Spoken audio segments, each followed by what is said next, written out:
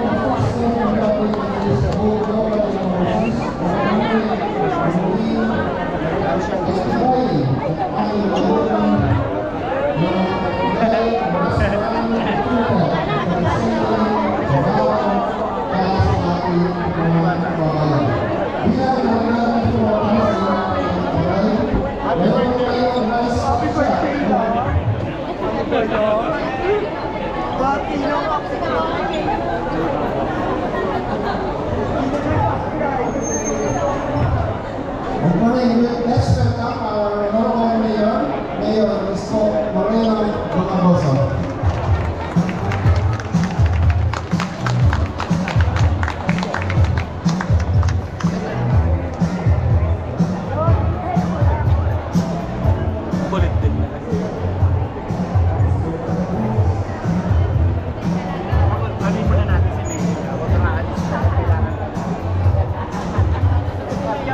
Hindi, ulat ka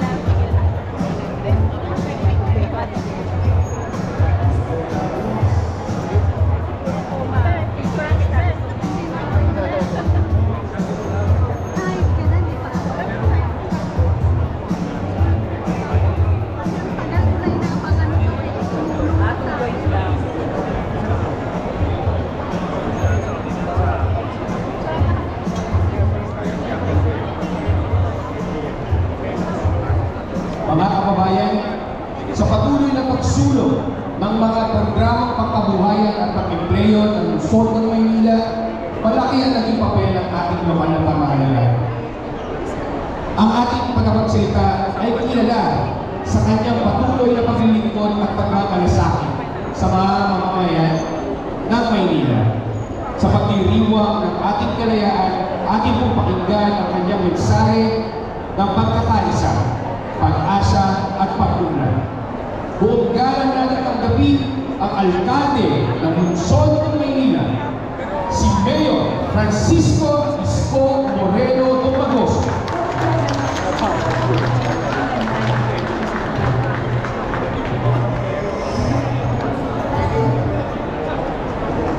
Ay magandang umaga sa inyong lahat, mga batang Maynila at yung aming mga nagpapakasakali din ng mga kapitbahay outside of Manila.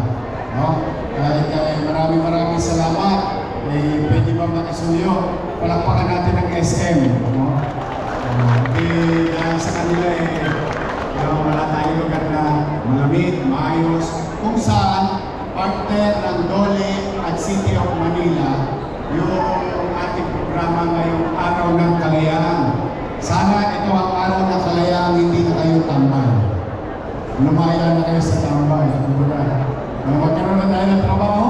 Alam ko, yung iba sa inyo, nagsunog ng kilay sa mahabang panahon sa loob ng paralan.